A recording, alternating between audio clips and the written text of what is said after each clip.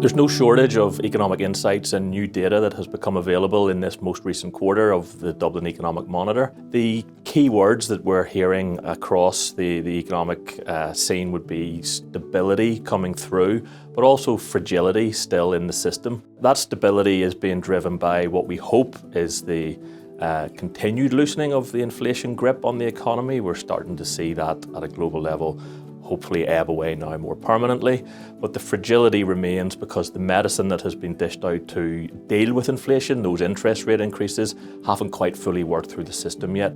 So we are seeing strong spending from consumers in this last quarter, and that's very encouraging, but equally we're starting to see just a little bit of a softening in sentiment from consumers as they think through where the economy goes next. Where the economy goes next is difficult to call as ever, but we're seeing that real growth is expected. At a global level, we think that growth would be about 2.7% in real terms, so after the effects of inflation. Again, encouraging. What I would say though is that growth rate is lower than the historical averages of the recent decade or so. So that's a little bit slower than we have become used to. More locally, the expectation is for growth in Ireland to close out the year positively. We've seen some real bright spots driving that in the labour market, and as I say, the consumer has performed well this year, but there's still that little bit of caution in the outlook. The labour market has been particularly strong again this quarter. We are seeing more Dubliners in employment than at any time previously, and that's a phenomenal performance. One note of caution in the mix is that we have seen a lot of those announcements around tech jobs, but we don't see that coming through in unemployment statistics particularly. But I would note that the data from Indeed is showing that vacancy numbers are softening, so we're just looking ahead to maybe a little bit of a different labour market in the months ahead. Somewhat of a mixed picture on hospitality this quarter. We're seeing that hotel occupancy numbers are lower than would be hoped for at around 75%, and that's down about 2 percentage points on a year previously. Some of the issues there might just be to do with the cost of rooms, but we are actually starting to see the average daily rate for rooms come back slightly, so that might boost occupancy numbers. It's disappointing because it's obviously peak season for hoteliers, and then to add to the pressure, the VAT rate has now gone back up to 13.5%, adding more concern into that sector. As I said, somewhat of a mixed picture on hospitality because restaurants are performing particularly well, and we've seen numbers strengthening there. We saw peaks around the All-Ireland final, for example, in the number of seated diners, and I think that just reiterates the importance of events in the city bringing people in.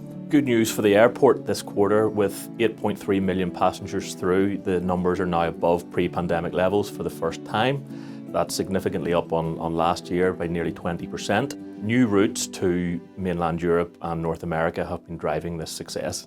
MasterCard spending data shows that for the 9th quarter in a row, spending has increased in the capital.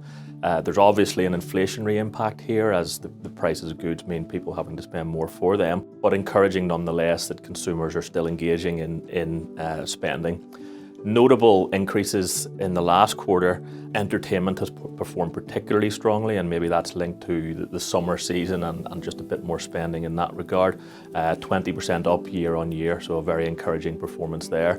But across all the spending cohorts, increases across the board, so an encouraging performance from consumer spending. Business activity in the capital, as measured through the Purchasing Managers Index, is in expansion mode. The reading this quarter just slightly softer than quarter one, but ahead of the rest of Ireland, which is encouraging for Dublin. Driving that performance is services and construction, and a slight note of caution in the mix is that the manufacturing sector is in contraction mode. When we then think about new orders and new business and the jobs picture as measured through the Purchaser Managers Index, again, encouragingly, there's expansion mode across the Dublin economy.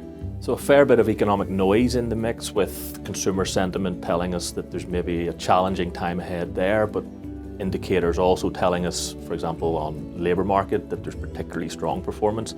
So as we look ahead, the outlook for the rest of the year is continued growth, and next year we would expect growth again. I think it's important as well in the context when we look ahead just to acknowledge that there is a budget imminent.